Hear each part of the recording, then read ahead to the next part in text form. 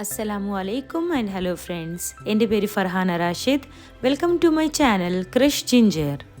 ഇന്ന് നമ്മൾ ഉണ്ടാക്കാൻ പോകുന്നത് പ്രായപൂർത്തിയായ പെൺകുട്ടികൾക്കും പ്രസവത്തിന് ശേഷം സ്ത്രീകൾക്കും പോഷണം നൽകാനും വേഗം റിക്കവറി ആകാനും സഹായിക്കുന്ന ഒരു ഹെൽത്തി ഡ്രിങ്കാണ്.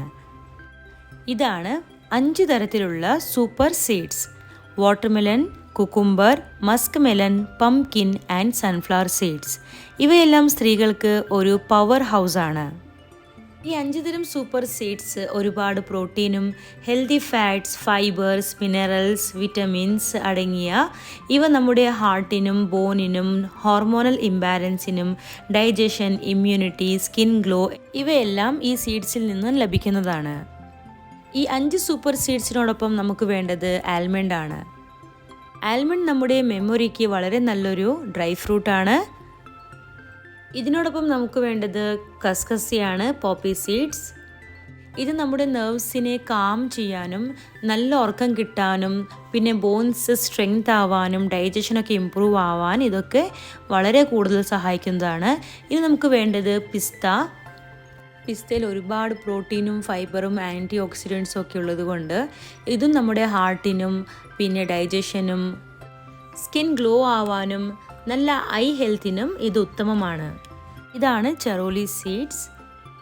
ഇത് ഫെർട്ടിലിറ്റി ഇംപ്രൂവ് ചെയ്യാനും ഇമ്മ്യൂണിറ്റി ബൂസ്റ്റ് ചെയ്യാനും പിന്നെ നല്ല സ്കിൻ ഹെൽത്തിനൊക്കെ വളരെ ഹെൽപ്ഫുൾ ആയിട്ടുള്ള സീഡാണ്. ഈ എല്ലാ ഡ്രൈ ഫ്രൂട്ട്സിനൊപ്പം നമുക്ക് വേണ്ടത് ഒരു 10 ഏലക്കയാണ്.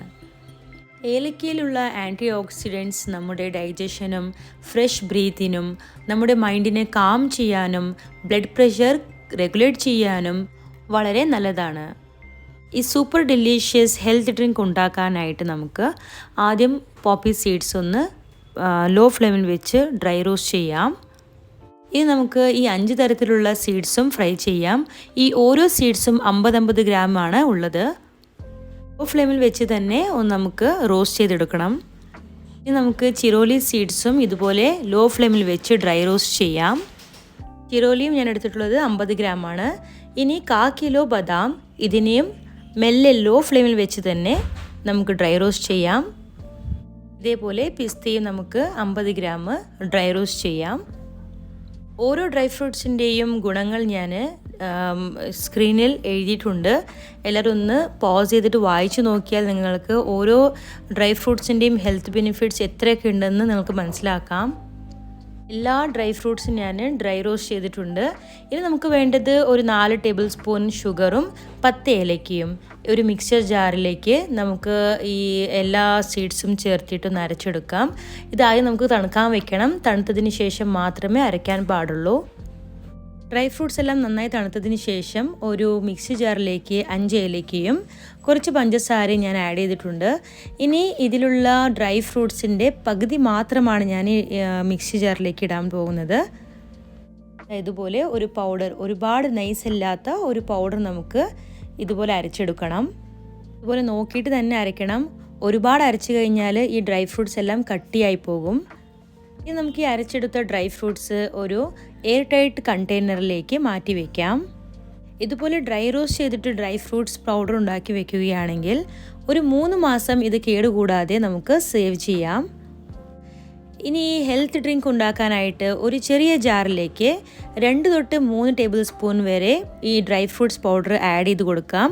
കുറച്ച് പാലും പിന്നെ ഒരു കൽക്കണ്ടവും ഇതിട്ടിട്ട് നമുക്ക് നന്നായിട്ട് ഫൈൻ പേസ്റ്റായിട്ട് അരച്ചെടുക്കാം. ഒരു ഗ്ലാസ് പാലിന് 2-3 ടേബിൾ സ്പൂൺ പൗഡർ മതിയാകും.